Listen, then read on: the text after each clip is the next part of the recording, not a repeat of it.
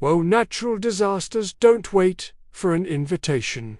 They crash into life like that one rude cousin who eats all your snacks and breaks your favorite chair.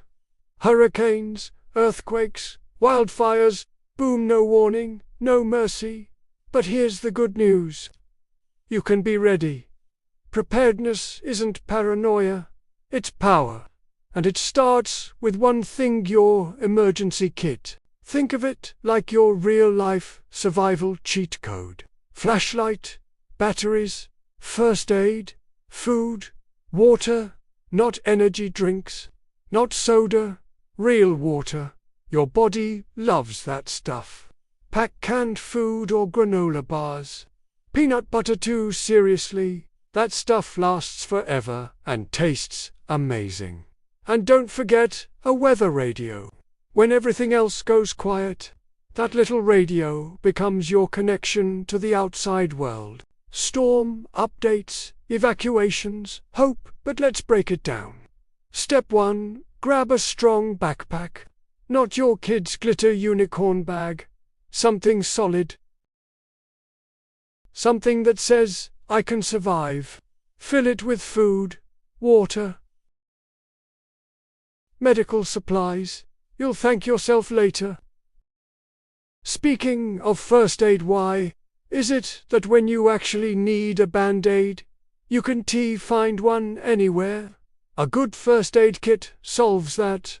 Bandages, gauze, antiseptic wipes, pain relievers, and don't forget your medicine. Allergies don't disappear just because the power's out. Now let's talk communication. When cell towers fail, which they always do, two-way radios become your new best friends. They work even when phones don't.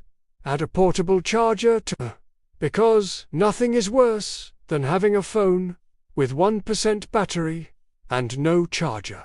Disaster. Clothing matters too. Disaster doesn't care if you're wearing pajamas. Pack spare clothes in your kit.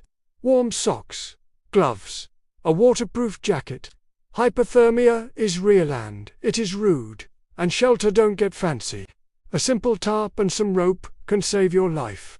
Rainstorm, makeshift shelter, broken window, instant patch, shade from brutal sun, boom, you're covered. Tools seal the deal.